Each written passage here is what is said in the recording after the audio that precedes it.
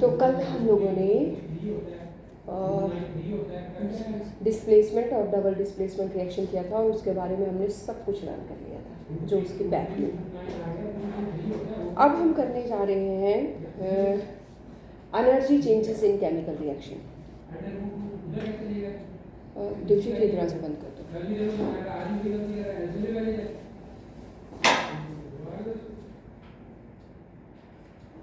ठीक है, energy changes in chemical reaction. हमने देखा केमिकल रिएक्शन, हमने डिकम्पोजिशन रिएक्शन देखे, हमने डिस्प्लेसमेंट रिएक्शन देखे, हमने कम्बिनेशन रिएक्शन देखे।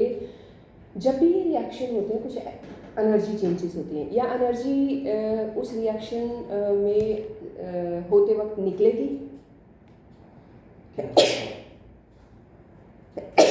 हीट की फॉर्म में या किसी फॉर्म में एनर्जी निकलेगी या रिक्वायर होगी किसी केमिकल रिएक्शन को होने के लिए, या उसमें से एनर्जी निकलेगी या ली जाएगी।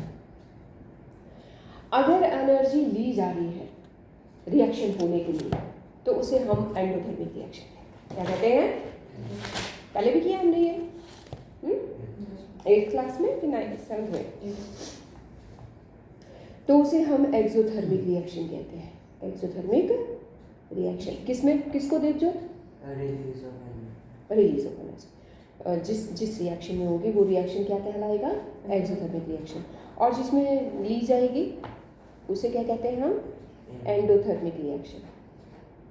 तो एंडो में गेन करनी है और एक्सो में रिलीज करनी है, यही है मतलब नीडेड है। एंडो में क्या है, नीडेड है, और इसमें क्या होगी, रिलीज होगी। हम देखते हैं वो कौन कौन सी रिएक्शन है जिसमें एनर्जी रिलीज होती है और गेन होती है। और आज का टॉपिक खत्म, बस चैप्टर खत्म। फिर हम जाएंगे, ये फिर लर्निंग करोगे आप, मुझे सुनाओगे, फिर टेस्ट होगा, फिर नेक्स्ट चैप्टर। तो इन एवरी केमिकल चेंज और chemical reaction change in energy is involve होते। कोई भी रिएक्शन है, कोई भी केमिकल चेंज है, उसमें एनर्जी में चेंजेस जरूर आएंगी और डिफरेंस इन एनर्जी जो है रिएक्टेंट और प्रोडक्ट में जरूर रहेगा। ठीक है, इन्वॉल्व। तो कहते हैं this energy can be in the form of heat, और ये एनर्जी जो है हीट की फॉर्म में हो सकती है, लाइट की फॉर्म में हो सकती है, या इलेक्ट्रिसिटी की फॉर्म में हो सकती है। पहले पढ़ चुके हैं हम लोग 3 टाइप के रिएक्शन, थर्मल डिकम्पोजिशन, फोटोलाइसिस और इलेक्ट्रोलाइसिस। तो कह रहे हैं every substance has a fixed amount of stored energy. कोई भी सबस्टांस है, जैसे इसमें फिक्स्ड अमाउंट ऑफ एनर्जी है, हमारे अंदर एनर्जी है, कोई भी पार्टिकल है, कोई भी सबस्टांस है धरती के अंदर, उसके अंदर खुद में एक एनर्जी है। उस एनर्जी को पोटेंशियल एनर्जी कहते हैं। क्या कहते हैं, the energy present, the energy Devjit पूछने वाली हूँ मैं, energy present in substance when it is stationary, तो उस एनर्जी को हम क्या कहते हैं, पोटेंशियल एनर्जी। क्या कहते हैं, पोटेंशियल एनर्जी। इसे जो कि तो कह रहे हैं पोटेंशियल एनर्जी की फॉर्म में होती है, और वो एनर्जी भी पोटेंशियल एनर्जी, वो भी केमिकल एनर्जी है, वो भी केमिकल्स की एनर्जी है। तो कह रहे हैं केमिकल रिएक्शन यूनिवर्स, और हमेशा केमिकल रिएक्शन में क्या होता है, या बॉन्ड टूटते हैं। अगर बॉन्ड टूटेंगे तो वो एनर्जी एब्जॉर्ब करके टूटेंगे। इसका मतलब मेरे पास CO2 था और ये टूट करके CO जो भी है बना, तो इसका मतलब ये बॉन्ड ब्रेकेज हो रही है, तो इसका क्या किया है, इसने एनर्जी ली है। अगर इसने एनर्जी ली है तो इसको नीडेड थी, तो ये क्या है, एंडोथर्मिक रिएक्शन। तो इसका मतलब क्या हुआ कि डिकम्पोजिशन रिएक्शन मैक्सिमम क्या होंगे, एनर्जी को लेकर के होंगे, क्योंकि इस बॉन्ड को तोड़ चाहिए टूटने के लिए। तो डिकम्पोजिशन रिएक्शन ज़्यादातर क्या हो गए, एंडोथर्मिक हो गए। और अगर ऐसे ही C+ और मुझे CO2 करना है तो मुझे क्या चाहिए, एनर्जी रिलीज होएगी। तो वो कौन सी रिएक्शन है, एक्सोथर्मिक। तो कम्बिनेशन रिएक्शंस ज़्यादातर, एक्सेप्शंस होंगी कुछ, वो अलग बात है। अदरवाइज कम्बिनेशन रिएक्शन एक्सोथर्मिक और डिकम्पोजिशन रिएक्शन एंडोथर्मिक। क्या बोला देखो उसमें, डिकम्पोजिशन रिएक्शन एक्सोथर्मिक होंगे और एंडोथर्मिक कॉम्बिनेशन रिएक्शन होंगे। तो कह रहे हैं chemical reaction in which heat is given out is called exothermic reaction, जिसमें बाहर निकलेगी, एक्सोथर्मिक रिएक्शन है। तो ये कह रहे हैं फॉर एग्जांपल ये लिया, इसमें हीट निकल रही है, ये प्लस है तो हीट निकल रही है, अगर माइनस है तो हीट, तो ये हीट निकल रही है C+O2 मैंने बताया था, तो ये हो गई हमारा क्या है एक्सोथर्मिक रिएक्शन, बाहर निकल रही है तो क्या हो गया एक्सोथर्मिक। अगर ऐसे ही इसका उल्टा था, क्या क्या किया, डायग्राम किए और 2 क्वेश्चन आंसर, वो एक ही था। हाँ मैं 1 मिनट 5 मिनट 2 मिनट दे दो मुझे, 2-4 मिनट ना, तब तक ऐसा करो कि मैंने जो बुक दी है उसमें से इस टॉपिक से रिलेटेड कोई क्वेश्चन है तो वो याद कर लो। कुछ नहीं होता बेटा, मैं 5 मिनट चाहिए मुझे, सिर्फ 5 मिनट। हाँ सुना दो। ठीक है, इसी तरह से कंबशन, ये नेचुरल गैस, नेचुरल गैस में ज़्यादातर क्या होती है, मीथेन होती है। मीथेन क्या होती है नेचुरल गैस में, मीथेन, और मीथेन का फार्मूला CH4 होता है।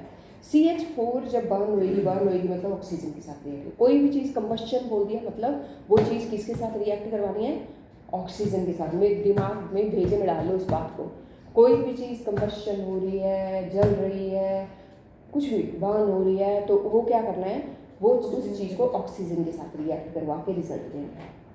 अब ये क्या, ज़्यादातर बर्न होने पे ज़्यादातर CO2 और H2 निकलता है, ये निकलेगा ही निकलेगा CO2 और H2, तो ये निकलेगा CO2 और H2। और बोलते हैं ये जो है लार्ज अमाउंट में मीथेन इसके अंदर होती है, याद रखना नेचुरल गैस में लार्ज अमाउंट में क्या होती है, मीथेन होती है। तो हमने 2 एग्जाम्पल अभी तक एक्सोथर्मिक रिएक्शन की है, जिसमें हम देख रहे हैं कि खूब सारी हीट जो है वो रिलीज हो रही है।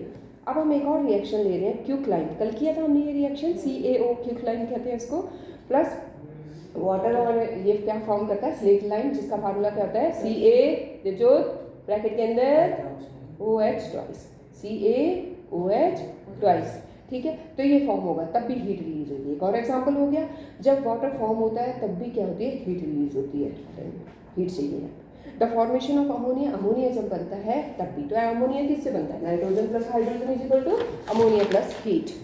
इसी तरह से जब न्यूट्रलाइजेशन रिएक्शन होते हैं तब भी हीट रिलीज होती है, तो याद करके लिख दिया। आवर बॉडी, जब हमारी बॉडी है तो उसे भी क्या चाहिए, एनर्जी चाहिए टू मेक पॉसिबल, तो इसका मतलब क्या, नीडेड है, नीडेड है तो क्या है इसमें, we need energy to stay alive, get this energy, हमें क्या चाहिए, फूड, हमें जिंदा रहने के लिए एनर्जी चाहिए, और एनर्जी कहाँ से आ रही है, फूड से। अब कह रहे हैं ड्यूरिंग डाइजेशन जब फूड टूटेगा सिंपलर सब्सटेंसेस में, हम क्या खाते हैं, कॉम्प्लेक्स चीज़ खाते हैं, और वो सिंपल होकर के हमारी बॉडी डाइजेस्ट करती है, धीरे धीरे करके वो सिंपल करेगी। फॉर एग्जाम्पल जब हम कार्बोहाइड्रेट खाते हैं, जो कि राइस की फॉर्म में या पोटैटो की फॉर्म में या ब्रेड की फॉर्म में खा रहे हैं, तो वो किस फॉर्म में सिंपल में होगा, ग्लूकोज, ग्लूकोज उसकी सिंपलेस्ट फॉर्म होगी। किसकी सिंपलेस्ट फॉर्म ग्लूकोज होती है, कार्बोहाइड्रेट की। दीपसुन किसकी सिंपलेस्ट फॉर्म, हाँ कार्बोहाइड्रेट क्या है, फूड की कॉम्प्लेक्स फॉर्म है, फूड की कॉम्प्लेक्स फॉर्म कार्बोहाइड्रेट, और उसकी सिंपल फॉर्म ग्लूकोज। ऐसे ही प्रोटीन की कॉम्प्लेक्स फॉर्म प्रोटीन है और उसकी सिंपलेस्ट फॉर्म अमीनो एसिड है। ऐसे ही फैट की कॉम्प्लेक्स फॉर्म फैट है, लिपिड्स है, और उसकी सिंपलेस्ट फॉर्म फैटी एसिड्स है और ग्लिसरीन, ठीक है। तो बोलते ग्लूकोज टूटा तो भी एनर्जी रिलीज हो रही है, ग्लूकोज टूट रहा है वो एनर्जी रिलीज हो रही है, तो ये क्या एक्सोथर्मिक। तो हमारी बॉडी में भी एक्सोथर्मिक रिएक्शन है। तो एक्सोथर्मिक के हम 6-7-8 एग्जाम्पल हम कर चुके हैं, जो कि आपको याद करने हैं। इसके बाद है एंडोथर्मिक के एग्जाम्पल। एंडोथर्मिक में मैंने आपको बोला था कि कब ज़रूरत पड़ेगी हीट की, कब जरूरत पड़ेगी, एंडोथर्मिक में एक chemical reaction in which heat is absorb. Absorb में इन्होंने एग्जांपल दिए है, the formation of carbon disulphide heated with sulphur temperature, liquid carbon dioxide is formation की लाइन दी है CS2, सिर्फ एक में दिया है, बाकी में डिकम्पोजिशन में है, AgNO3 एंडोथर्मिक है, KCl टूट रहा है एंडोथर्मिक है, वाटर टूट रहा है एंडोथर्मिक है, क्योंकि पीछे हम बनाते हुए देख रहे थे। लेकिन ये एक्सेप्शन है, ये 2 क्या है एक्सेप्शन। इसमें 3000 चाहिए, इसमें नाइट्रोजन ऑक्साइड में मोनोऑक्साइड बनने के लिए, बाकी सब टूट रहे हैं, ये भी टूट रहा है, CaCO3 भी ब्रेक डाउन हो रहा है, बॉन्ड डिकम्पोजिशन ऑफ AgNO3। और जब ये फोटोसिंथेसिस में क्या हो रहा है, ये सनलाइट की फॉर्म जो है ये रिक्वायर्ड है, ठीक है। तो ये है हमारे कुछ रिएक्शंस जो कि एंडोथर्मिक है, जो कि आपको सारे याद करने हैं, ठीक है। इसके बाद है electrochemical reaction. It is a reaction that occurs with the absorption of the electron. Electrochemical reaction हमेशा इलेक्ट्रिकल एनर्जी लेकर के होंगे, जैसे KCl को ब्रेक डाउन करना है, मुझे K+ और Cl नेगेटिव बनाना है, तो फिर ये आयंस इलेक्ट्रिसिटी कंडक्ट करेंगे। तो इसके लिए क्या है, KCl इलेक्ट्रिक करंट दो और K+ और Cl नेगेटिव। इसी तरह से वाटर को तोड़ना है, इलेक्ट्रिक करंट दो H2+ हो। तो हमने इलेक्ट्रोकेमिकल रिएक्शंस देखे, फोटो लाइट से टूटने वाले रिएक्शन देखे, लाइट से होने वाले रिएक्शन देखे, और हमने देखा कि एक्सेप्शन भी देखी जहाँ जुड़ करके भी क्या है एनर्जी चाहिए, और हमने वो भी देखे जो डिकम्पोजिशन रिएक्शंस है। तो ये था चैप्टर की समरी, और ये मुझे चाहिए लाना। फोटोकेमिकल और इलेक्ट्रोलाइटिकल जो केमिकल रिएक्शंस एंडोथर्मिक होते हैं।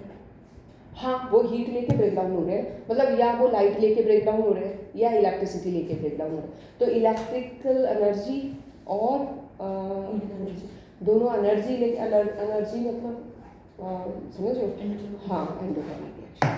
ओके, ठीक है, स्टार्ट योर वर्क। अब आपका यस, यहाँ तक चाहिए मुझे आज, यहाँ तक। कल फिर हम ये काम करेंगे, और मुझे एक कॉपी चाहिए, एक नोटबुक चाहिए जिसमें आप इसके क्वेश्चन आंसर, अब हर चैप्टर के सिर्फ उसमें क्वेश्चन आंसर हो।